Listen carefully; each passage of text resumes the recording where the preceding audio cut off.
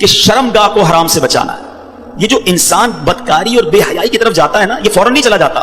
بڑی پیاری بات علماء کہتے ہیں, پہلے آنکھ بہکتی ہے, پھر دل بہکتا ہے, پھر انسان بدکاری کی طرف جاتا ہے, پھر وہ گناہ کا بڑا کام کرتا ہے.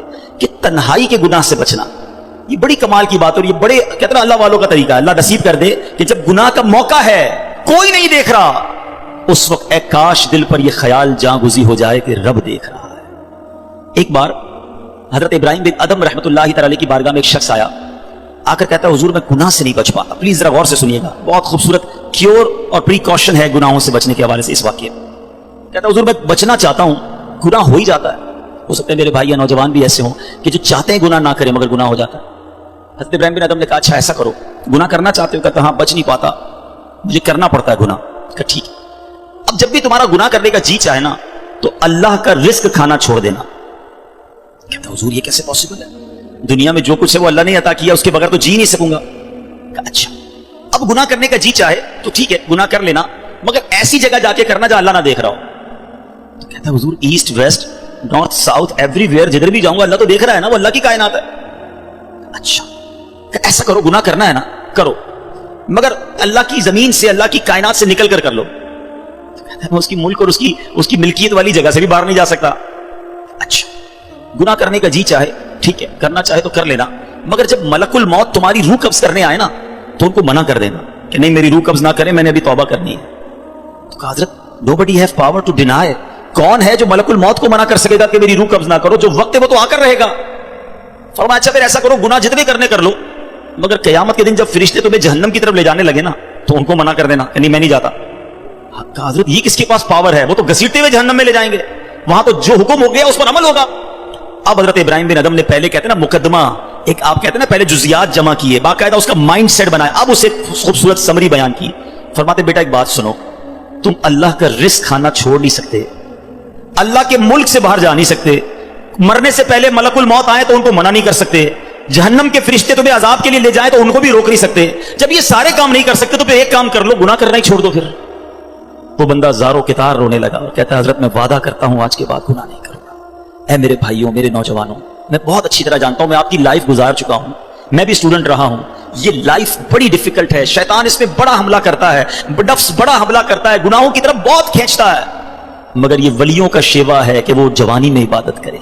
اللہ کو بڑا پسند ہے وہ نوجوان, اللہ فرشتوں پر فخر فرماتا ہے کہ دیکھو میرا بندہ جوان ہے اور میری عبادت کر رہا ہے.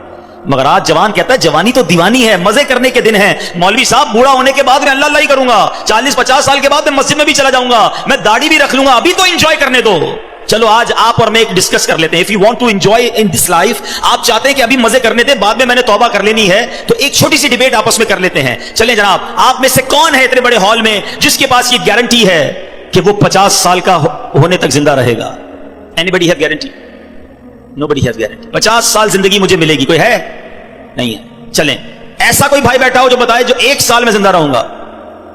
Nobody have guarantee for live for 1 year. چلو 1 ہفتہ زندہ رہنے کی گارنٹی ہے, کل صبح تک زندہ رہنے کی گارنٹی ہے.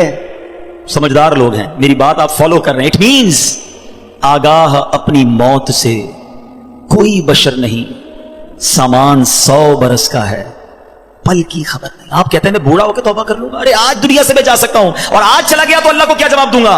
حرام کرتے ہوئے, شراب پیتے ہوئے, بدکاریاں کرتے ہوئے, گرل فرینڈ اور بوائے فرینڈ بنا کر حرام باتیں کرتے ہوئے کدھر جاؤ گے؟ قبر میں کیا جواب دو گے؟ دیکھیں یہ دنیا تھوڑی ہے, میں نے آپ کو جنت کا ریوارڈ بتایا ہے, وہ نہ ختم ہونے والی نعمتیں ہیں. دنیا کی ایکسپائری ڈیٹ ہے, we have to go from this world, ہم سب نے دنیا سے جانا ہے. مگر جنت میں جو چلا گیا اسے موت نہیں آنی ہے. ہم فیہا خالدون, قرآن کا وعدہ ہے کہ ہمیشہ ہمیشہ جنت میں رہیں گے. تو کیوں نہ میں اس ریوارڈ کی تیاری کروں؟ یہاں نفس کہے گا تھوڑی دوستی کر لے, نفس کہے گا تھوڑی بری چیزیں دیکھ لے, انٹرنیٹ پر نئی فلم آئی ہے, فلاں جگہ کانسرٹ ہو رہا ہے, ارے سارے دوست نشہ کر رہے ہیں, تو بھی تھوڑے سے سپ لگا لے. آج اپنے آپ کو روکنا ہے, مجھے دنیا کی گندی شراب نہیں پینی, مجھے جنت کی پاکیزہ شراب پینی ہے. مجھے دنیا کی بے حیائی نہیں کرنی, گندی عورتوں اور لڑکیوں کی طرف نہیں جانا ہے. میری بہنیں اگر سن رہی ہیں وہ نیت کریں کہ ہم پردہ کریں گے, ہم بوائے فرینڈ کی طرف نہیں جائیں گے, انشاءاللہ ہم جنت کی نعمتیں حاصل کریں گے, جنت کا گھر حاصل کریں گے. یہ تھوڑی سی زندگی صبر سے گزار لو, تھوڑی سی زندگی توبہ کر لو. آج تھوڑی دیر ہال فل ہو گیا ہے, مجھے بھی پسینہ آ رہا ہے, آپ کو بھی گرمی لگ رہی ہوگی, مگر مجھے بتائیے قیامت کے دن گرمی کیسی ہوگی؟ جب 50,000 سال کا دن ہوگا, سورج 1.25 میل پر ہوگا, زمین تانبے کی ہوگی, دیر از نو شیڈو, اللہ کے عرش کے سوا پوری قیامت کے دن کوئی سایہ نہ ہوگا. سبحان اللہ. نبی پاک فرماتے ہیں جس دن اللہ کے عرش کے سوا کوئی سایہ نہ ہوگا, چند خوش نصیب ایسے ہوں گے جنہیں اللہ کے عرش کا سایہ نصیب کیا جائے گا. ان 7 قسم کے لوگوں میں ایک قسم وہ ہے کہ وہ نوجوان جس کی جوانی عبادت میں گزری, قیامت کے دن اللہ کے عرش کا سایہ نصیب ہوگا. پلیز اپنی جوانی کو بچا لو. ایک بزرگ تھے, 100 سال عمر ہو گئی, ان کی آنکھیں بھی صحیح, ان کے دانت بھی صحیح, ان کی سماعت بھی صحیح, ایوری تھنگ پرفیکٹ, جوان. لوگوں نے کہا حضور 100 سال میں تو بندہ بستر سے لگ جاتا ہے, your every part of the body is perfect, یہ کیسے پاسبل ہے؟ کمال کا جواب دیا. کہتے ہیں میں نے جوانی میں اپنے in part of the body کو اللہ کی نافرمانی میں صرف نہیں کیا, بڑھاپے میں اللہ تعالیٰ نے میرے نازا کو سلامت کر رکھا ہے. آپ اچھا بڑھاپا گزارنا چاہتے ہیں نا تو پاکیزہ جوانی گزاریے, خدا را اپنے آپ کو بچائیے. اپنی شرمگاہ کی حفاظت کیسے ہوگی؟ جب آپ حرام دیکھنا بند کریں گے. سرما لگاتے ہوں گے آپ, ٹھیک ہے, سرما لگاتے وقت ہاتھ کانپتا ہے کہ یار تھوڑا سا احتیاط سے لگانا ہے, کہیں آنکھ میں سلائی نہ لگ جائے. اتنی نازک ہے میری اور آپ کی آنکھیں. موٹر سائیکل پر تو جاتے ہیں, کبھی کبھی کچرا آنکھ میں آ جائے, لال ہو جاتی, سرخ ہو جاتی آنکھ. ٹرائی ٹو انڈرسٹینڈ, اتنی نازک آنکھیں ہیں, اور ان آنکھوں کو جو حرام سے فل کر رہا ہے, روزانہ انٹرنیٹ پر نہ جانے کیا کیا دیکھ رہا ہے. حدیث پاک کا مضمون ہے جو اپنی آنکھوں کو حرام سے بھرتا ہے, قیامت کے دن ان کی آنکھوں میں جہنم کی آگ ڈالی جائے گی. کیسے برداشت کریں؟ ہم بہت کمزور ہیں میرے بھائیوں, خدا را توبہ کر لیجیے. اور ہم اللہ سے دعا کرتے ہیں کہ مولا کمزور ہیں, گناہ گار ہیں, بڑی خطائیں ہو گئی ہیں, مالک تیرے دربار میں حاضر ہو گئے ہیں. اللہ پچھلے گناہ معاف کر دے اور اگلی زندگی اچھی عطا کر دے, ہمیں نیک بنا دے. ہم آ جاتے ہیں شیطان کے واروں میں, کمزور ہیں. مالک تو طاقتور ہے, ہماری مدد کر, ہمیں حرام دیکھنے سے بچا, ہمیں حرام سننے سے بچا, ہمیں حرام بولنے سے بچا, ہمیں اپنی اعضاء کو حرام کاریوں سے بچانا نصیب فرما. اور جن خوش نصیبوں کو نبی پاک نے جنت کی گارنٹی دی ہے, اے اللہ ان خوش نصیبوں میں ہمیں بھی شامل فرما لے. یہ بدکاری کتنا برا گناہ ہے. یہ جو لوگ حرام کاری کی طرف جاتے ہیں تھوڑی سی انجوائمنٹ کے لیے, ایسے پروگرامز میں جانا جو آپ کا دل اس طرف لے جائیں حرام کاری کی طرف, ہمیں پہلے پریکاشن کرنی ہوگی کہ تاکہ ہم اس طرف نہ جائیں اور اپنے آپ کو بچا لیں. تو آج میرا میسج یہی ہے, آج میرا پیغام یہی ہے کہ خدا را اپنی زبان کی حفاظت کریں, اپنی آنکھوں کی حفاظت کریں, اپنی پاکیزگی کی حفاظت کریں, نہ جائیں حرام کاریوں کی طرف. اب اس میں بہت بڑا پرابلم پتہ ہے کیا ہے؟ یہ باتیں سن کر ہو سکتا ہے, I'm not sure کہ سب کا ذہن بن رہا ہو, مگر ایسے سعادت مند بھی ہوں گے جن کا یہ ذہن بن رہا ہوگا کہ یہ ٹھیک بات کر رہے ہیں, مجھے اکیلے قبر میں جانا ہے اور اپنی کرنی کا جواب اکیلے ہی دینا ہے. اب اگر مجھے اپنی قبر روشن کرنی ہے تو مجھے ان گناہوں سے بچنا ہوگا. یاد رکھو, جس طرح فیوچر برائٹ کے بارے میں سوچتے ہو نا کہ برائٹ فیوچر ہو جائے, کبھی برائٹ گریو کے بارے میں سوچا میری قبر بھی برائٹ ہو جائے؟ کیونکہ قبر 2 طرح کی ہوگی. There are only 2 types of graves. رسول اللہ صلی اللہ علیہ وسلم فرماتے ہیں قبر 2 طرح کی ہوتی ہے, حدیث پاک کا مضمون ہے, یا تو جنت کا باغ یا دوزخ کا گھڑا. Now it's up to you which type of grave you like to live. کتنے سال قیامت تک کے لیے اس قبر میں رہو گے اور کیسے رہو گے؟ جہنم کے گھڑے میں, سانپ اور بچھوؤں میں, یا جنت کے باغ میں؟ یہ آپ نے ڈیسائیڈ کرنا ہے. اب پرابلم کیا ہے کہ اس طرح کی سپیچز, اس طرح کے پروگرامز دل پر اثر کرتے ہیں, مگر جب یہاں سے فارغ ہوں گے تو وہی دوست ہیں, وہی گیدرنگ ہے. یار چھوڑو یار, مولوی صاحب تو ڈرانے والی باتیں کر رہے تھے, پھر چلتے انجوائے کرتے ہیں.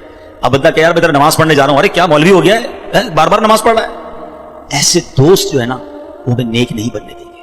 اگر آپ کا یہ ذہن بن گیا ہے کہ میں نے نیک بننا ہے, اللہ کو راضی کر کے جنت میں جانا ہے. آپ پڑھائی کے لیے کیا کرتے ہیں؟ کیا آپ نے اگر اچھے مارکس لینے ہیں تو ان ڈل دوستوں کے ساتھ بیٹھتے جو پڑھتے نہیں ہیں, یا آپ ان لوگوں کو ڈھونڈتے ہیں جو پڑھاکو ہوتے ہیں, جن کے پاس نوٹس بنے ہوئے ہوتے ہیں, یار ان کے ساتھ بیٹھوں گا تو اچھی سبق کی تیاری ہو جائے گی, یہ اچھے اسٹوڈنٹ سے میں بھی اچھا بن جاؤں گا. دنیا میں جب آپ کو یہ پتا ہے کہ اچھوں کی صحبت اچھا بناتی ہے, تو اگر آخرت کی تیاری کرنی ہے نا میرے بھائیوں, میرے اسلامی بھائیوں, تو آپ کو نیکوں کی صحبت اختیار کرنی ہے.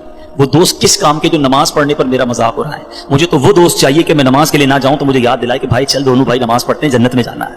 خدا را ایسی کمپنی ڈھونڈو, اس کمپنی سے اپنے آپ کو بچائیے.